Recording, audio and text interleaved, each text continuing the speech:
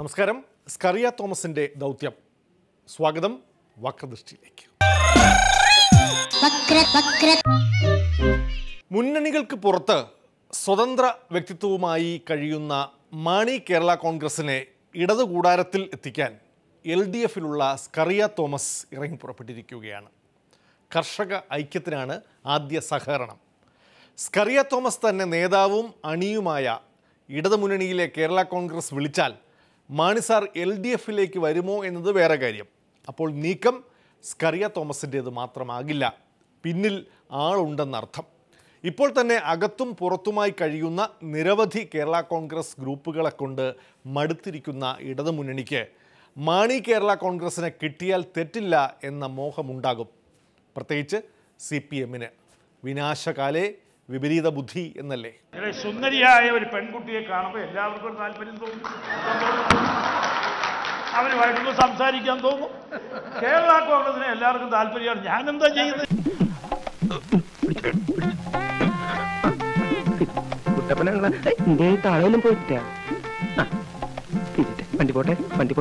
മാണിസാറ് എൻ്റെ പ്രതീക്ഷ മാണിസാറിൻ്റെ കൂടെ നിൽക്കുന്ന ആളുകൾക്കും നല്ലത് ഈ കോൺഗ്രസിൻ്റെ ഈ ചവിട്ടും തൊഴിയും കൊള്ളാതെ ഇടതുപക്ഷ മുന്നണിയിലേക്ക് പോരുന്നതായിരിക്കും നല്ലത് എന്നുള്ള എൻ്റെ പ്രതീക്ഷ.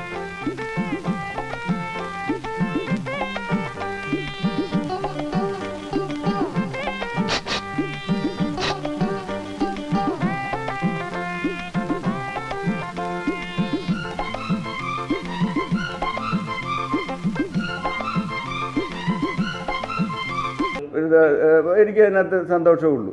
മാണിസാറുമായിട്ട് സഹകരിക്കാൻ വേണ്ടിയിട്ട് പിന്നെ എത്ര വേണമെങ്കിലും പോകാൻ എനിക്ക് സന്തോഷമുള്ളൂ.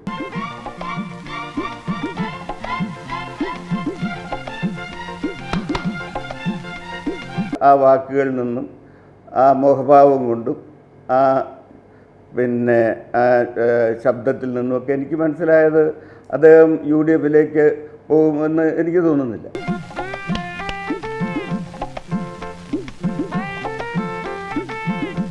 എൻ്റെ വ്യക്തിപരമായ അഭിപ്രായം, ഞങ്ങൾ കേരള കോൺഗ്രസ് എല്ലാവരും കൂടെ ഉച്ചപ്പച്ചനും മാണിസാറും എല്ലാവരും കൂടി ഒരു കുടക്കീഴിൽ അണിനിരക്കണം എന്നുള്ളതാണ് എൻ്റെ വ്യക്തിപരമായ.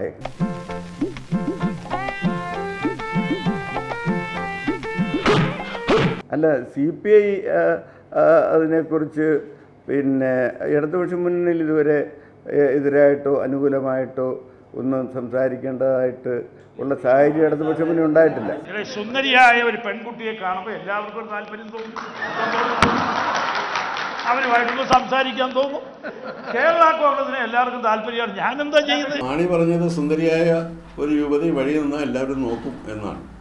അത്തരം ഒരു യൗവനയുക്തയായ ഒരു യുവതിയൊന്നും അല്ല മാണിയുടെ പാർട്ടി. ഒരു തൈയിരിപ്പുണ്ടല്ലോ, തൈയെങ്കിൽ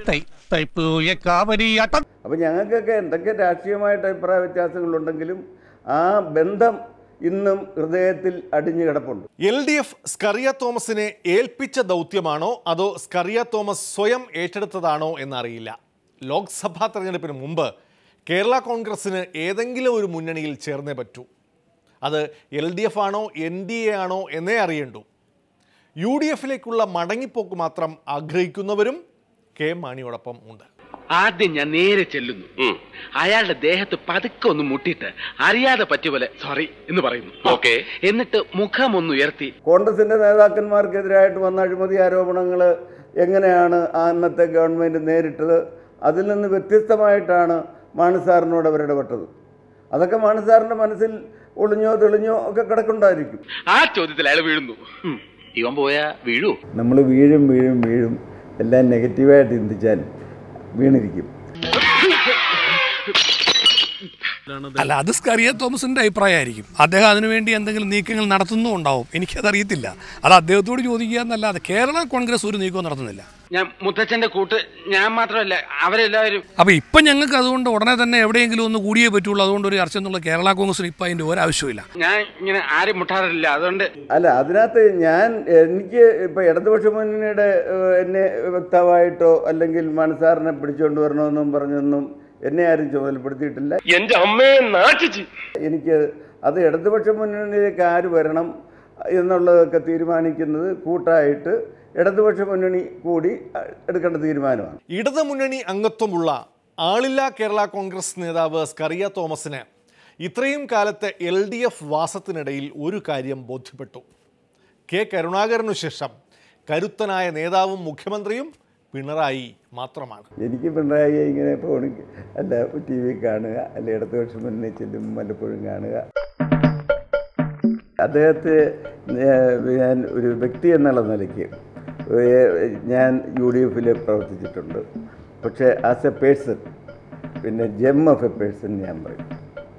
എല്ലാ നിലയിലും, പ്രസംഗത്തിലാണെങ്കിലും പ്രവൃത്തിയിലാണെങ്കിലും ആദർശത്തിലാണെങ്കിലും ഒരു കാഴ്ചപ്പാടിലാണെങ്കിലും ഒക്കെ ഇത്രയും നല്ല ഒരു ഒരു ഒരു മനസ്സും ഒരു ആകാര സൗന്ദര്യവും അതുപോലെ എല്ലാം ഒത്തിണങ്ങിയ ഒരു നല്ല നേതാവ്. ആരുടെയും അടുക്കൽ ഞാൻ ഇത് പറഞ്ഞിട്ടില്ലെന്നും പല നേതാക്കന്മാരും എന്തേലും പറഞ്ഞും പറയും നിങ്ങൾ വളച്ചൊടിച്ചതാണ് ഞാൻ. അപ്പം അവർ നിങ്ങൾ TV ഇടുമ്പം പറയും അത് ഞാൻ എൻ്റെ മനസ്സിലുദ്ദേശിച്ചല്ല, ഇങ്ങനൊന്നും അങ്ങനെ പറയുകയില്ല, പറഞ്ഞാണ് അല്ലേ. അതിങ്ങനെ ഒരു നല്ല തൻ്റെ ഇടമുള്ള പിന്നെ ചങ്കൂറ്റമുള്ള ആരെയും തള്ളിപ്പറയാത്ത ഒരു നേതാവ്.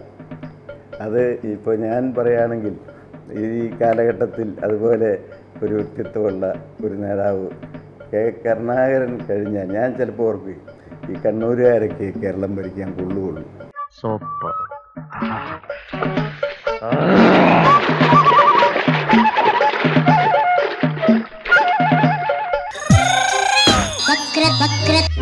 കുരിശ് പൊളിച്ചതിലുള്ള സർക്കാരിൻ്റെ ആശങ്ക നിയമസഭയിലടക്കം മുഖ്യമന്ത്രി പ്രകടിപ്പിച്ചിട്ടും പുറത്തെ കുരിശ് യുദ്ധം തുടരാൻ തന്നെയാണ് CPIയുടെ തീരുമാനം. കുരിശ് വിവാദം ജനങ്ങൾക്ക് വിശദീകരിച്ചു കൊണ്ടിരിക്കുകയാണ് കാനവും CPI സഖാക്കളും. ലോകത്തിന്ന് വരെ ആരും കാണിച്ചിട്ടില്ലാത്തൊരു തറവേല ഞാനിപ്പോ ഇവിടെ കാണിക്കാൻ പോവാണ്. കൂടെ നിന്നോണം. നീ വേഗം കാണിക്കേ. പുറമ്പോക്കും സർക്കാർ ഭൂമിയും കയ്യേറി അതിന് അവകാശം സ്ഥാപിക്കാനായി വ്യാപകമായി മതചിഹ്നങ്ങളെ ഉപയോഗിക്കുന്നതായി കാണാം. അത് കുരിശാകാം, ശൂലമാകാം, ചന്ദ്രക്കലയും നക്ഷത്രവുമാകാം. എന്തായാലും സ്ഥാപിച്ചാൽ അവർക്ക് എന്താണ് പ്രത്യേക അവകാശം? ഈ ചോദ്യം ചോദിച്ചത് മാർക്കാണ്ഡേയ ഖഡ്ജു എന്ന സുപ്രീം കോടതി ജഡ്ജി, ഒരു ഡിവിഷൻ ബെഞ്ചാണ്. അവർ പറഞ്ഞു നിലവിലുള്ള നിയമത്തിൻ്റെ അടിസ്ഥാനത്തിൽ ഇതെല്ലാം സംസ്ഥാനങ്ങൾ ഒഴിപ്പിക്കാവുന്നതാണ്. ഒഴിപ്പിക്കുന്നില്ല എന്ന് പരാതി വന്നാൽ ഉദ്യോഗസ്ഥന്മാർക്കെതിരെ നടപടിയെടുക്കേണ്ടതാണ്. ഒരു തരത്തിലും എന്നെ ജീവിക്കാൻ സമ്മതിക്കില്ലെന്ന് ഉറപ്പിച്ച് തീരുമാനിച്ചിറങ്ങിയിരിക്കുകയാണല്ലേ. കുരിശാണ് കയ്യേറ്റത്തിൻ്റെ മറയായി പലരും ഉപയോഗിക്കുന്നത്. സുപ്രീം കോടതിയിലെ വിധി പറയുന്നുണ്ട് മതചിഹ്നങ്ങൾ ഇതിനെ ഉപയോഗിച്ചുകൂടാ, ഉണ്ടെങ്കിൽ അതിനെ നീക്കാം. നിയമപ്രകാരം തെറ്റൊന്നുമല്ല അവിടെ ചെയ്തത്. അന്ന് രാവിലെ 6 മണി മുതൽ വൈകുന്നേരം 6 മണി വരെ ഒരു മതമേലധ്യക്ഷനും ഒരു വക്താവും ഇതിനെതിരെ പ്രതിഷേധിച്ചിട്ടില്ല.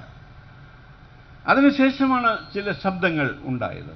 ഇത് എന്നെ ഉദ്ദേശാണ്, എന്നെ തന്നെ ഉദ്ദേശാണ്, എന്നെ മാത്രം ഉദ്ദേശാണ്. ആ ശബ്ദങ്ങൾ ഇത്തരമൊരു ധീരമായ നടപടി സ്വീകരിക്കുമ്പോൾ അതിൽ പിശകുകൾ ഉണ്ടെങ്കിൽ അത് പരിഹരിച്ച് മുന്നോട്ട് പോകുക എന്ന ഒരു സമീപനമെടുക്കുകയാണ് ഗവൺമെൻറ് ചെയ്യേണ്ടത്. സ്പിരിറ്റ് ഇൻ ജീസസ് എന്ന് പറയുന്നത് കേരളത്തിലെ ഏത് സഭാവിശ്വാസത്തിൻ്റെ ഭാഗമാണ് എന്നെനിക്കറിയില്ല. ഞാൻ സംസാരിച്ച നിരവധി സഭാവിശ്വാസികളും പറയുന്നത് അവരെ ഞങ്ങൾ പണ്ടേ പുറത്താക്കിയതാണ്. രാഷ്ട്രീയമായി മാത്രമല്ല ആത്മീയമായും കുരിശിൻ്റെ വഴി വിശദീകരിക്കുകയാണ് CPI. കാൽവരി മലയിലെ 3 കുരിശുകളിൽ 2ഉം പാപ്പാത്തിച്ചോലയിലെ കുരിശും ഒരേ തരമാണെന്നാണ് ബ്രദർ കാനത്തിൻ്റെ സുവിശേഷം. എന്നാൽ സാത്താൻ സേവയുള്ളവർക്ക് ഇതൊന്നും മനസ്സിലാകണം എന്നില്ല. നമ്മുടെ ഈ ജീവിതയാത്രയിലെ മാർഗദർശിയായ ദൈവം അവന്റെ കൃപയും കാരുണ്യം കൊണ്ട് തീർത്ത ഒരു വാത്സല്യ ഗ്രഹത്തിലേക്ക് നമ്മെ വഴി നടത്തിയിരിക്കുന്നു. ഈ പകൽക്കാലമത്രയും അവന്റെ നാമത്തെ സ്തുതിക്കുവാനുള്ളതായിട്ടാണ് എനിക്ക് തോന്നുവാൻ സാധിക്കുന്നത്. കാൽവരിക്കുന്നിൽ ഉണ്ടായിരുന്നത് 3 കുരിശാണ്. ആ ഒരു കുരിശിൽ, നടുക്കത്തെ കുരിശിലാണ് കർത്താവ് അദ്ദേഹത്തിൻ്റെ ത്യാഗത്തിൻ്റെ പ്രതീകമായി ഉണ്ടായിരുന്നത്. ഇടതുവശത്തെ കുരിശിൽ മറ്റൊരു കള്ളൻ ഉണ്ടായിരുന്നു. യേശുവിനോടൊപ്പം കുരിശിൽ കിടക്കുമ്പോൾ അദ്ദേഹം പറഞ്ഞു, ഈ കള്ളൻ അദ്ദേഹത്തോട് ചോദിച്ചു, അങ്ങ് ഒരു തെറ്റും ചെയ്തില്ലല്ലോ, ഞാൻ അങ്ങോടൊപ്പം കിടക്കുകയാണ്, ഞാൻ തെറ്റു ചെയ്തവനാണ്, അതുകൊണ്ട് അങ്ങ് പോകുമ്പോൾ എന്നെ കൂടെ പോകുന്ന സ്ഥലത്തേക്ക് കൊണ്ടുപോകണം. ആ ഇടതുവശത്തുള്ള കള്ളൻ മാനസാന്തരപ്പെട്ടു.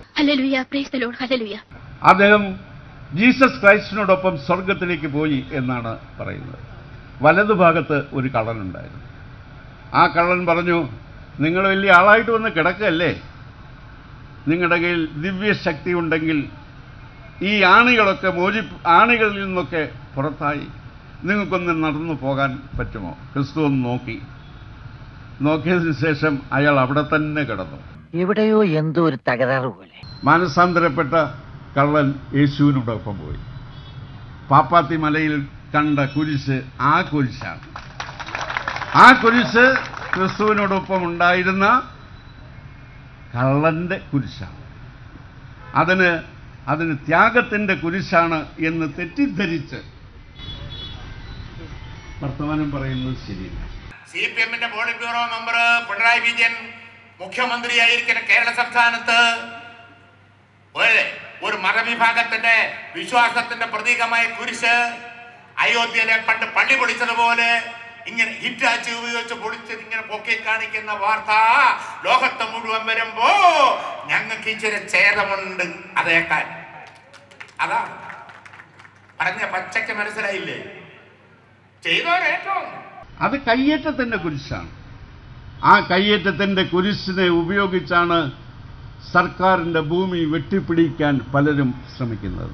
സാത്താൻ പല രൂപത്തിൽ വരുന്നു. ആരെ എങ്ങനെ ഉപദ്രവിക്കണമെന്ന് തക്കം പാർത്ത് നടക്കുകയാണ് സാത്താൻ. ദൈവം തന്ന സകല ആയുധങ്ങളെടുത്ത് പോരാടി ഈ സാത്താനെ നമുക്ക് നേരിടാം.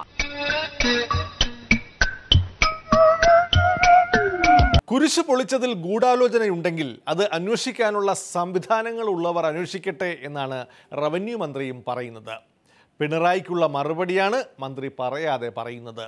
ഇനി ഇതിനും പിണറായിക്ക് വേണ്ടി മറുപടി പറയാൻ നമ്മുടെ MM മണിയുണ്ട്. ഇതൊന്നും പഴയ പ്രസംഗങ്ങളല്ല, ഇന്നും തുടരുന്ന കുരിശ് യുദ്ധം. എൻ്റെ വകുപ്പിൽ ഗൂഢാലോചന പുറത്തു കൊണ്ടുവരാനുള്ള വകുപ്പില്ല, എനിക്കറിഞ്ഞുകൂടാ. അതുകൊണ്ട് ഞാനല്ലല്ലോ അത് പറഞ്ഞത്. എൻ്റെ ശ്രദ്ധപ്പെട്ടെടുത്തോളം എനിക്ക് മനസ്സിലായിട്ടില്ല. ഇങ്ങനെ ഉണ്ടെങ്കിൽ അത് മനസ്സിലായവർ പറയും. മുഖ്യമന്ത്രിയെ ഇങ്ങനെ കാണുന്നിടത്തെല്ലാം വെച്ച് ഹരാശ ചെയ്യുക, ഒറ്റപ്പെടുത്തി ആക്രമിക്കുക എന്ന് പറഞ്ഞാൽ ഞങ്ങളത് ചോദ്യം ചെയ്യും. അതിന്റെ ബാധ്യത ഞങ്ങൾക്കുണ്ട്. എത്ര നേരം ഞാൻ കാത്തിരിക്കണം അറിയാമോ? ഇനി ഇവിടെ ഒരുത്തരും ഇറങ്ങില്ല. ഒക്കെ വരാന്ന് പറഞ്ഞിരിക്കാണ്. നടന്നു മുമ്പിൽ നടന്നു.